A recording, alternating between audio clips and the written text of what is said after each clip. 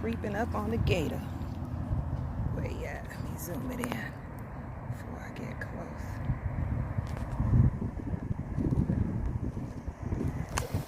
Oh Lord. I wasn't gonna hurt you, gator. Just wanted to look at you. Hey family, how y'all doing? So fam, today in this video I want to talk about our sex life after spiritual awakening. A few weeks back I was watching this video about sexual contracts, and it kind of gave me this idea, like maybe I should talk about sex and spirituality.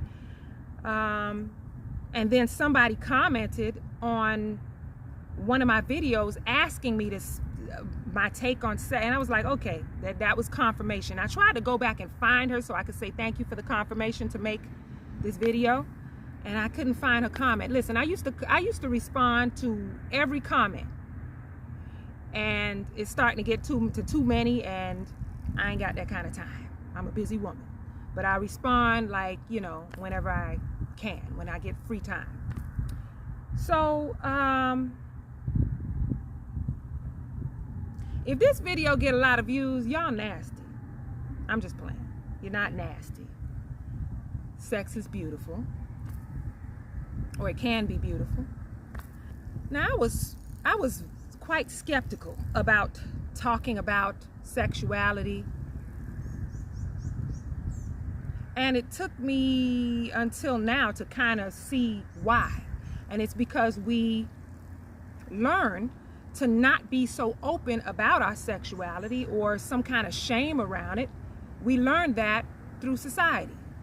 Probably more my generation than the younger generation. It's like it's either just oversexed out here or don't talk about sex. It's kind of like no in between. But as we awaken, we realize that our interests were taught to us through society, and these interests that are taught to us are not even true to us. It's not true to us. So once we start to let go of what was taught to us through society, once we start to let that go, we can actually become who we truly are. We can actually become our true selves. Now fam, physical desires are a lower vibration. And since physical desires are a lower vibration, your sex life can be affected in different ways after going through a spiritual awakening. And sex is one of the most powerful and even karmic acts that you can engage in. People just take it lightly, take it lighter than they should. Now, Kundalini energy is sexual energy. And it's not just sexual energy. It's life force energy. It's divine energy that is pretty much showing itself to us, to human consciousness. Listen, now I've had many people say that they've had a spontaneous Kundalini awakening through sex, which that's got to be quite interesting, probably even scary if you don't know what's going on. Now, I've heard quite a few people say that. For me, the spontaneous Kundalini awakening I experienced at like 20 years old, I was just laying in my bed at night going to sleep. What didn't happen through sex. And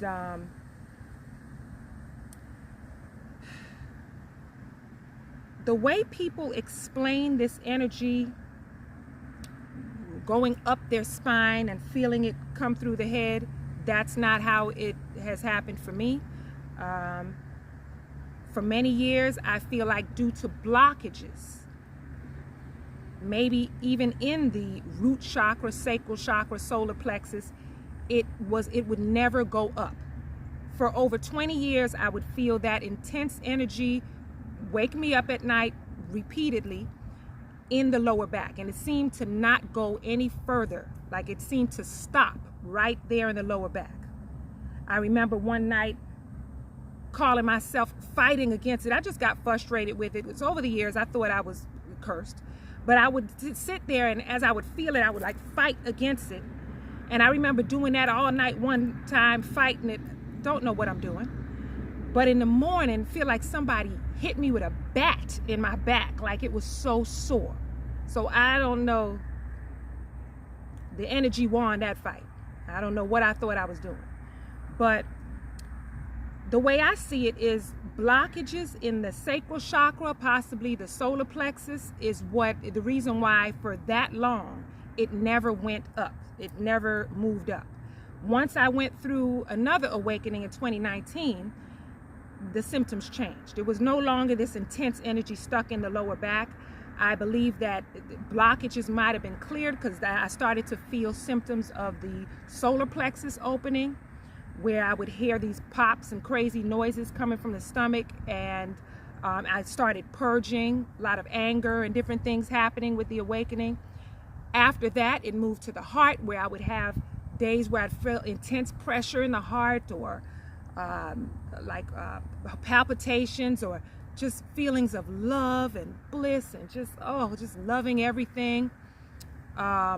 Then the throat, and that was when I was started making these videos. I would feel like constantly something was in my throat, and I had to constantly clear, like something was in there. Then the third eye activity started. Then I would feel stuff at the crown. So that's just a little, info on how it moved through me, that sexual energy, that life force energy. But in the base chakra is where that energy is stored, in the root chakra. The root and sacral chakra is connected to our sex muscles, our sex organs, our kidneys. And when the root chakra is balanced, the male can find himself lasting longer, having more stamina. And for women, we will have stronger, deeper orgasms. The orgasm itself is like a kind of energy transaction that comes from the base, comes from the root chakra. Now, one of the things that you may experience as far as your sex life goes after spiritual awakening is balance. There's balance trying to take place. If you were somebody who was having too much sex, then you'll probably want to have it less. If you were somebody that wasn't having enough sex, then you'll probably want to have it more. It's all, there's a balance that's trying to take place, and it's different for each of us, right? Another thing that you might experience is loss in sex drive. Now, this definitely happened to me. I was in a relationship at the time. My ex was understanding, but that definitely happened to me, where I had no desire for sex. And there was a lot of changes happening with me on a cellular level as far as this Kundalini awakening or spiritual awakening goes. And it's almost as though my vibration was so high at the time that sex felt like a lower vibrational thing. It just didn't, there was no desire. I lost my desire for it. I mean, it changed after a while. That went away. I got out of that phase. But if you don't want to if you don't want to do it, fam, don't do it.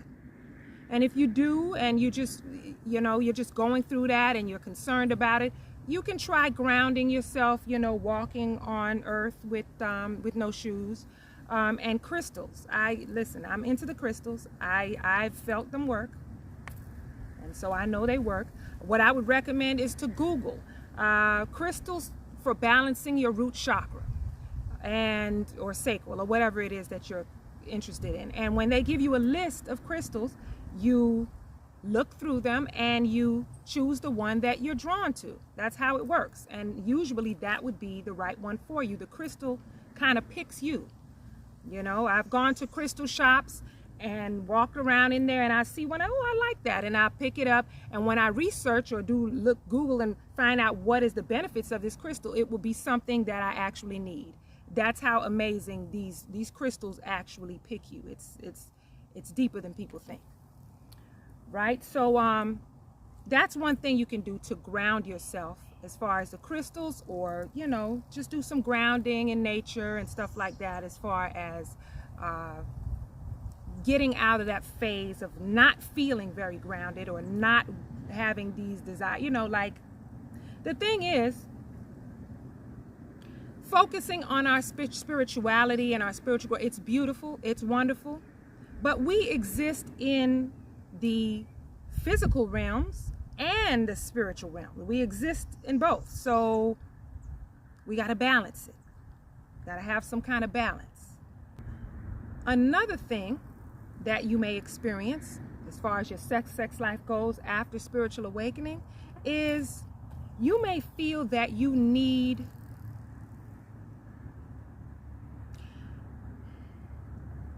in order to be sexually active, you may feel like you need a deeper or a soul connection, just a level of comfort. You may feel that you need, that's me right now. That's always been kind of like the way I am. Like, I need to feel really comfortable, but now it's like I need that soul connection. Okay, otherwise ain't nothing, no haps for me. Just because I have an opportunity to do it doesn't mean I'm going to take it. I need a deeper connection. That's what I feel like has happened to me spiritually. I mean, I like I said, I always felt like I needed a deeper connection or to feel comfortable, but now it's on a level where it's like, protecting my sexual energy. So that's something that you all may experience too, that you just feel like you need a more, a soul connection, or you want a soul connection in order to be sexually active. That's something that you may experience too. Now, people say that we have to let go of all physical desires in order to reach enlightenment. And I'm not really sure how I feel about that. I mean, we are having a human experience so that we can explore these things, right? So I feel that it's not so much that we just need to let go of every desire. I think that we're supposed to enjoy some of these things. We just need balance. We need to do it in a healthy way. We need to not make our desires so important. Not make them just like they're just so important that we gotta have that. Like, we need balance with it. That's what I think. As far as I'm concerned, fam, most of our physical desires, I mean, they do become less important once we go through an awakening anyway. But as far as, things that I've read and heard and seen where they say that as we continue to raise our vibration, our desires, our sexual desires will become obsolete. I don't know about that. Maybe that's the plan for some people, to get to a stage of enlightenment where you're pretty much like a monk. Maybe that is the plan for some people, and maybe not for some of us, or maybe not until a certain time. Who knows? We all have a different journey, different path, different things that we're meant to experience in this life, right? I just feel that there needs to be a balance with it. There needs to be a healthy balance with it. Not making these desires super important. Learning to actually enjoy them, but not hold so tightly to our desires. That's what I feel like. It's really just about a balance that's needed. As far as it becoming, our desires, sexual desires becoming obsolete, my body, my organs, everything works really well here. When I'm ovulating, I have desires. And that's not something that I can control. That's, we ovulate so that we can procreate, right? So that's what my body's doing. So we have these desires for a reason, right?